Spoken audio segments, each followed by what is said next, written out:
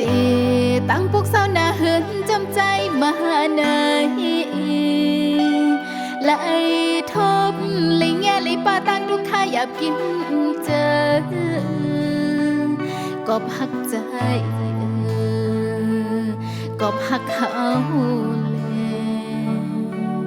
นั่งน้องตื่นไปเจอเมื่อแผ่วฮอดมาตั้งยังอ่านอ่อนสองหานั้นไหลปวนไหลลุกขึ้นจุกยุกมือมาแต่ยังไม่เป็นกอบใจ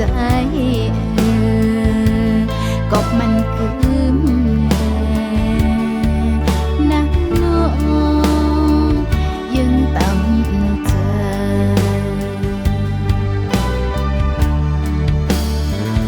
อำทางว่าวันหนึ่งสู่ขึ้นเฮ็ดไหล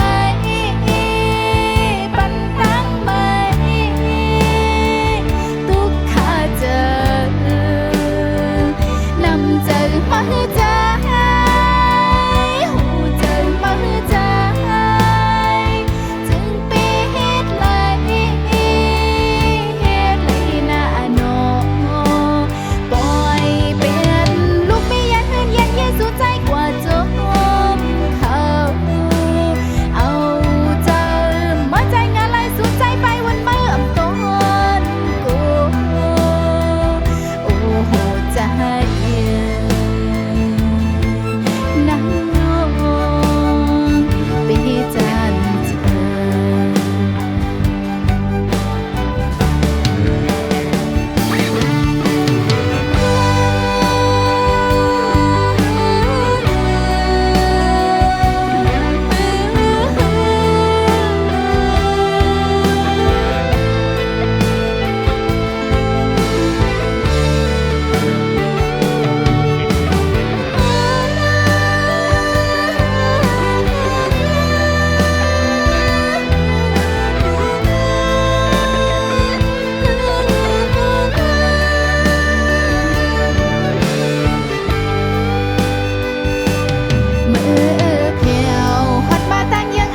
สองหา